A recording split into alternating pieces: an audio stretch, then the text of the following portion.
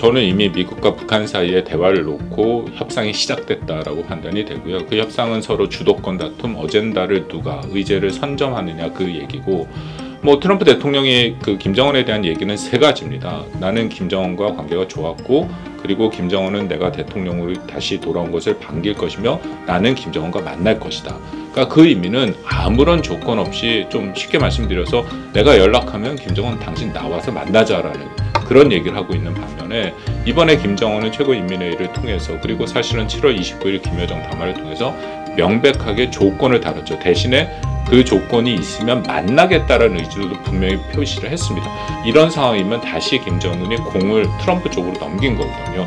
자신은 만날 생각이 있다. 그렇지만 이런 조건을 이번에 확실하게 들어달라라고 얘기를 한 거고, 거기에 대해서 트럼프 행정부는 이번 트럼프 대통령의 유엔 총회 연설에서는 북한 문제가 빠졌죠. 그 이유는 이거는 이제 공식적으로 사실상 입장이 나온 거기 때문에 트럼프가 지나가는 식으로 얘기할 상황은 아니고, 나름대로 판단을 하고 자신들의 입장을 다시 한번 밝히는 그런 과정들이 있어야 된다고 판단이 됩니다. 그렇다면 이미 양국에는 장외지만 상당히 높은 수준에서 서로 간의 협상이 이미 시작됐다라고 볼 여지가 크죠.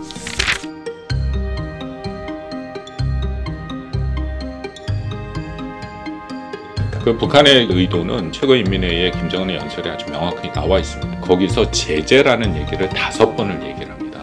제재는 자신들을 괴롭힐 수 없고, 제재는 우리는 충분히 극복할 수 있고, 제재 유용성은 없다.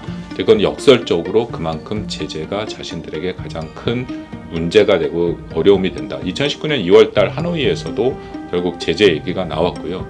그리고 북한의 입장에서는 흔히들 우리가 북한이 협상장에 나와서 사실상 핵보유국으로 인정받는다. 그거는 불가능한 얘기를 하는 거죠. 그건 중국, 러시아도 북한을 사실상 핵보유국으로 인정할 수 없습니다.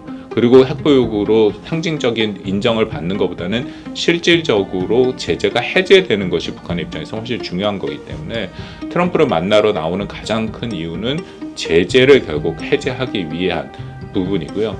근데 과연 물리적으로 올해 만나기는 실상은 어렵고, 특히 거기에 전제는 저는 러시아 우크라이나 전쟁이 일정 수준 정리가 돼야지, 왜냐하면 거기에 북한이 지금 개입하고 있기 때문에 미국이 그런 상황에서 북한과 협상을 하는 것은 트럼프가 국내외적인 부담이 큽니다. 그래서 일단 그 문제가 좀 일단락된 후에 미국과 북한과의 협상이 본격화되지 않을까 그렇게 생각합니다.